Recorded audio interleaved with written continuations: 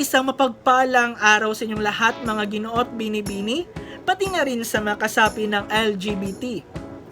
Ngayong araw nito naway mapuno ito ng galak at tuwa nang sa ganun na hindi na gumuhit sa mga pagmumukha ninyo ang kalungkutan. O diba, pinakita ko lang kung paano ako magsalita ng Filipino. Matatas ba ako? Kayo nang humusga. Dahil ang gagawin natin ngayon ay susubok sa aking katatasan sa pagsasalita ng wikang Filipino. Pero bago ang lahat, maligayang pagbabalik sa aking YouTube channel. Ito ang hashtag Diary. At yun na nga, kung napapansin ninyo, nakasuot ako ng barong. At anong buwan ba ngayon? Di ba Agosto? At ano bang pinagdidiwang natin sa buwan ito? Ito ay ang buwan ng wika. At dahil ako ay isang guro na nagtuturo ng asignaturang Filipino, tuturuan ko kayo ng mga bagay-bagay tungkol sa wikang Filipino. Una, ano nga ba ang kaibahan ng Tagalog, Pilipino at Filipino? Unang-una, ang Tagalog, wika siya. O wika siya. Pero, wika siya o lingua franca siya ng lugar ng Katagalugan. Ito yung Metro Manila at mga karatig bayan niya. Habang ang Pilipino naman yung P ay kumakatawan sa mga tao. Tayo yon. Ako ay Pilipino, ikaw ay Pilipino, siya ay Pilipino, tayong lahat ay Pilipino. Habang ang F naman na Filipino, ito ay kumakatawan sa pambansang wika natin. Ito yung kabuuan ng wika natin. Ito yung sinasalita natin na may kaparehan sa wika ng Tagalog, ngunit ito ay kombinasyon na ng lahat. Kaya naging wikang Filipino. At ngayon, dahil nga buwan ng wika, susubukin ko ang aking sarili. Kung matatas nga ba talaga ako sa pagsasalita ng wikang Filipino. Ang kabuuan ng videong ito ay magsasalita ako ng wikang Filipino. Hindi naman siya mahirap sa akin, pero ang twist kasi ng gagawin natin yan ay magsasalita ako ng tongue twister, yung mga top 5 na mahirap na tongue twister na sana malampasan ko. Uulit-ulitin ko siya. Mayroon ako ipapakita na tongue twister sa inyo, or ano ko dito, eto na lang, panoorin nyo na lang. Yan, yung mga tongue twister. At uulit-ulitin ko siya sa loob ng 3 beses. At dapat hindi ako magkamali kasi mapapahiya ako bilang pinagmamalaki kong matatas ako magsalita ng wikang Filipino. Nakakahiya naman si yun. Yun na nga, ulit-ulitin ko siya ng 3 beses. Dapat may tuloy-tuloy ko siya kasi kung hindi, wala lang. Hindi ako, nakakahiya ako. Isa akong kahihiyan. Isang kahiyang Pilipino. At eto na, magsisimula na ako. Or trivia, alam nyo ba kung ano ang wikang katumbas ng salitang tongue twister sa Filipino? Kung hindi, eto siya. Tamang nababasa nyo. Ang nababasa nyo ay pampilipit dila. At eto na, at dahil nalaman nyo na, mag-uumpisa na tayo sa bilang kong 1, 2, 3. Eto na po ang unang pampilipit dila. Menikaniko ni Monico ang makina ng manika ni Monica. Menikaniko ni Monico ang makina ng manika ni Monica. Menikaniko ni Monico ang makina ng manika ni Monica. Tama ba? Tama! Ay, saya first.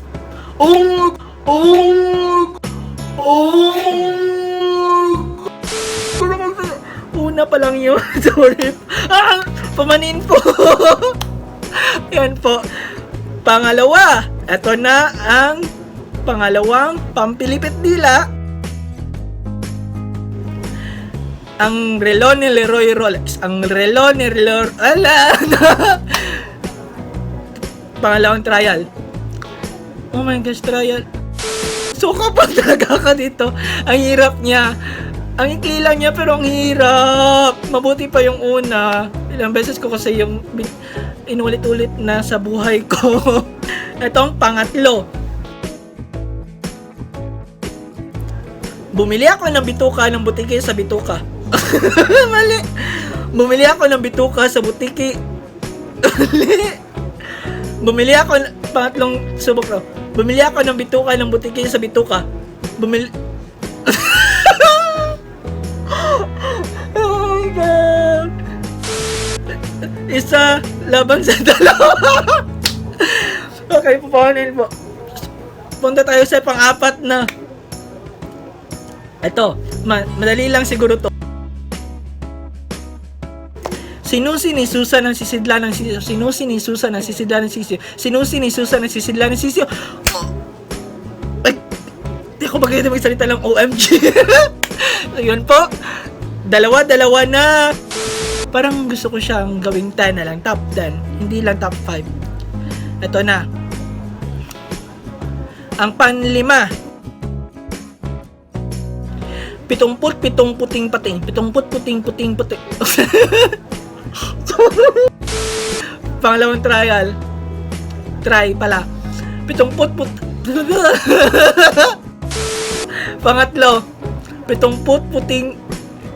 Pamanin po. Nabulo lang ako. Ito yung talagang pangatlo. 70 puting pating. 70 puting pating. 70 puting. Nakakahiya akong maging isang Filipino teacher. Di ko ituloy-tuloy yung mga pampilipit dila. Ito na, ang pang-anim.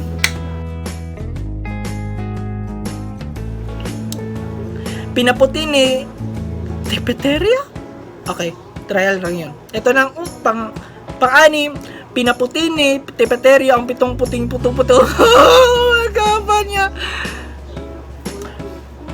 Pinaputi ni Teporio ang 7 puting patipro. Anong nangyari sa'yo, Ray? Anong nangyari sa'yo, Ray? Nakakaya ka!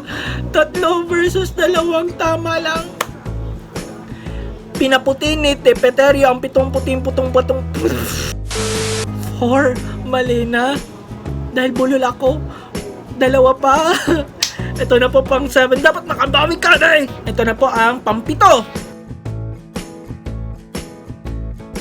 Tama po ha, pang-7, hindi po pang-7. Pang-7 po. Buhaya, buhayak. May buhayak ba? Pangalawang try. Subok pala. Buhaya, bayawak, buhaya. Ano pare? Pangatlong try. Buhaya, bayawak, buhaya. Hindi talaga ako titigil. Buhaya, bayawak. Buhaya, bayawak. Mali na. Ito na ang last na subok mo. Panghuling subok mo pala. Buhaya, bayawak. Buhaya, bayawak. Hindi talaga. Ang hirap. Ba't bang bulol mo, Ray? Hindi ka na marunong magsalita ng wikang Filipino? Nahihirapan ka na ba? Anong nangyari sa'yo? Ayos ka lang ba? Okay, dumako na tayo sa pang-8. Itong isa sa mga pinakamadali ha. Pasko, paksyo. Palawang subok. Anong paskyo? Pangatlong subok. Pasko, paksyo. Anong paskyo? Hawak ka rin. 2 lang ang tama mo pa. Kesa sa 8. Kaysa sa 6. Ano nangyari sa'yo? Dapat bumawi ka sa huling 2 para man lang hindi ka mapahiya. Pang-9.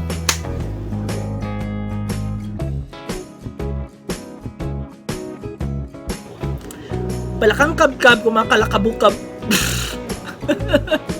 Pangalawang subok. Palakang kabkab, kumakalakabukab. Pangatlong try. Palakang kabkab, kumakalabukab. Kakalakabukab pa naman. Kumakalakabukab ka na naman. Wala naman ka doon. Pamanin po. Subukan ko po ulit. Palakang kabkab, kumakalabukab. Kakalabukab. Iyak na po ba ako? Iyak na ako sa kakatawa. Sige. Ito na.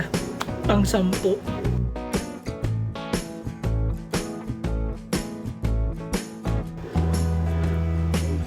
Mamamaya. Wala pa yun. Paumanhin. Wala pa yun. Pang 10. Maya-maya ay mamamanhikan si Aman sa mayamang si Maya malamang sa harap ng maraming mamamayan. Maya-maya ay mamamanhikan si Aman sa mayamang si Maya malamang sa harap ng maraming mamamayan. Maya-maya ay mamamanhikan si Aman sa mayamang si Maya malamang sa harap ng maraming mamamayan. Oh!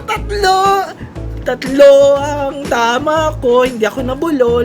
It means, oh my gosh, ibig sabihin, I love you or mahal kita. Dahil 3 beses yun sa 7 na nabulol ako. Ang kawawang red. Pumahin po kung sinuot ko pa tong barong na ito, hubarin ko na lang. Ang dami ko mali, 7. Pero gayon pa man, naway nasiyahan kayo sa pagsubok na ito.